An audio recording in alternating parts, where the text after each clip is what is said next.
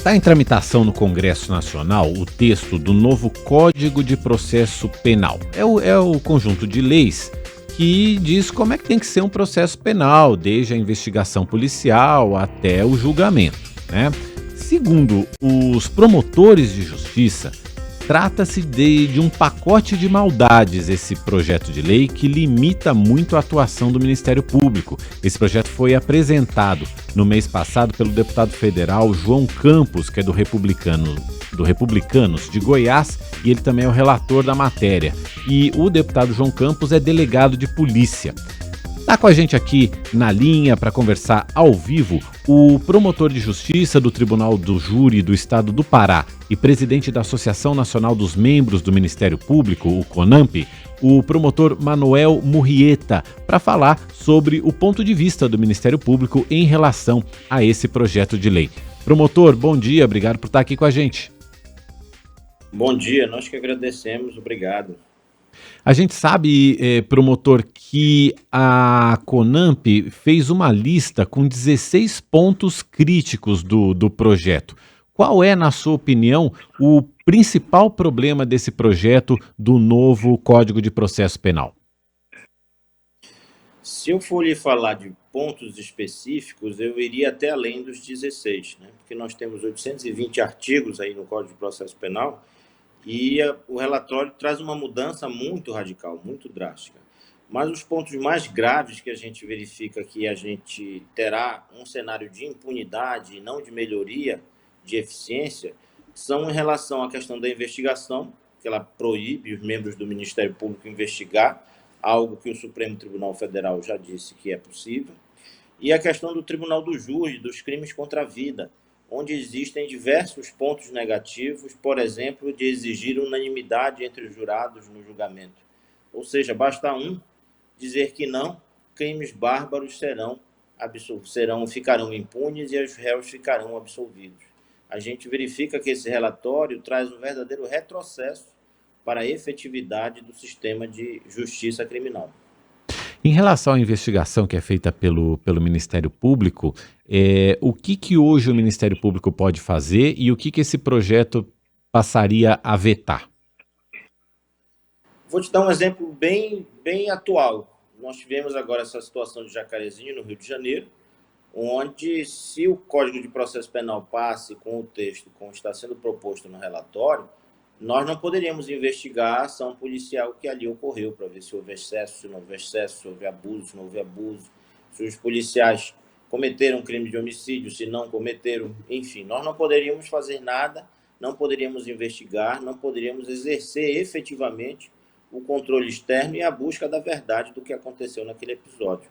Então, isso já é pacífico, em que nós podemos atuar na investigação, como não só nós, outros órgãos de controle, como Receita Federal, Tribunal de Contas e outras entidades, mas se o Código de Processo Penal passar com este relatório, nós teríamos um obstáculo intransponível para fazer a nossa atuação e exercer o nosso papel constitucional como a sociedade espera. Além da questão da investigação feita pelo Ministério Público, por que a CONAMP afirma que esse projeto do novo Código de Processo Penal vai aumentar a impunidade e vai comprometer a investigação ao crime organizado? Primeiro, né, pela impunidade em relação aos crimes contra a vida, que eu acho que são os melhores exemplos. Eu já disse que há pouco que esse novo Código de Processo Penal exige a unanimidade entre os 7 jurados para haver uma condenação. Basta um ter uma opinião dissente, uma opinião contrária, que crimes bárbaros podem acontecer e podem ser absolvidos. Nós temos vários episódios, Maníaco do Parque, Elisa Samúdio, vários episódios no Brasil em que os julgamentos não foram por unanimidade, sim por maioria. Então, você verifica que é democrático até você ter opiniões divergentes. E na nossa cultura, essa unanimidade não é possível. Criaram uma série de quesitos que confundem a todos os réus. Trazem uma situação muito mais angustiante, a possibilidade de acordo restaurativo com o réu em crimes de homicídio. E a vítima, nesse Código de Processo Penal, como sempre, esquecida. Do ponto de vista da investigação, nós não poderemos investigar o crime organizado, nós temos dificuldades até com a coleta de provas em relação à escuta telefônica, vários mecanismos e ferramentas modernas, de eficiência, e que partem, sim, do respeito da dignidade da pessoa humana, estão sendo flexibilizadas a um ponto de inviabilizar o trabalho efetivo. O senhor acha que isso é uma reação ao trabalho da Operação Lava Jato? Eu não sei te dizer se seria especificamente uma reação à Lava Jato, né? Mas nós vivemos no Brasil, nos últimos anos, a bandeira do combate à corrupção e ao crime organizado. E isso pode realmente ser a busca de uma melhoria, mas aí que é o ponto. Não é uma melhoria, e sim uma modernização que prestigia mais a figura do réu do que realmente o combate ao crime. E como é que a gente pode, de fato, modernizar o Código de Processo Penal? A gente sabe que a lentidão nas investigações, a pouca eficiência nas investigações, deixam a maioria dos crimes, principalmente os crimes contra a vida aqui no Brasil, sem solução, né? Ou aqueles que têm solução, com penas muito pequenas, a pessoa às vezes nem cumpre pena. Nem vai para a cadeia. Como é que, então, seria, de fato, uma modernização do Código de Processo Penal, em que, por um lado, os crimes contra a vida fossem efetivamente investigados e punidos, e os crimes relativos a crime organizado, tráfico de drogas, corrupção, também tivessem a sua devida investigação e punição? Só a título de melhor conversa conosco, que 65 mil pessoas são assassinadas por dia no Brasil. Por ano, né? Nós não conseguimos a punição por ano, exato.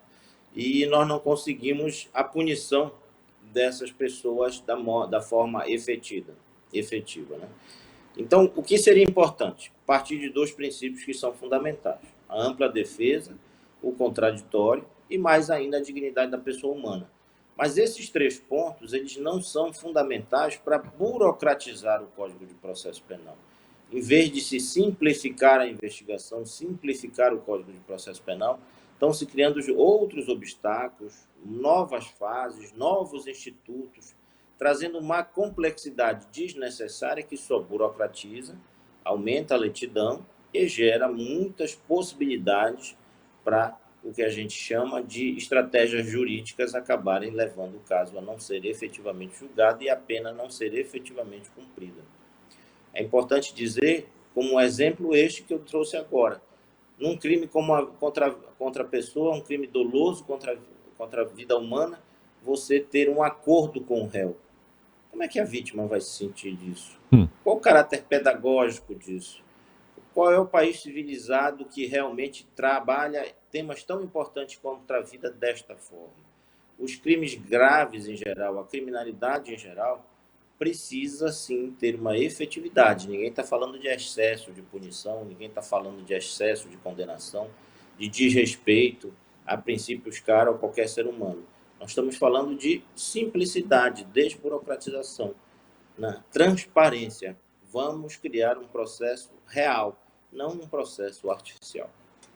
A gente conversou aqui no Nova Manhã com o promotor de justiça do Tribunal de Júri do Estado do Pará e presidente da Associação Nacional dos Membros do Ministério Público, a CONAMP, o promotor Manuel Murrieta, falando sobre problemas que ele detecta na tramitação, no texto do novo Código de Processo Penal que está tramitando no Congresso. Promotor, muito obrigado pelas informações. Volte sempre aqui ao Nova Manhã e esse vai ser um tema que com certeza a gente vai continuar acompanhando por aqui. Obrigado pelo espaço, nos ajude a esclarecer a sociedade sobre esse momento. Muito obrigado.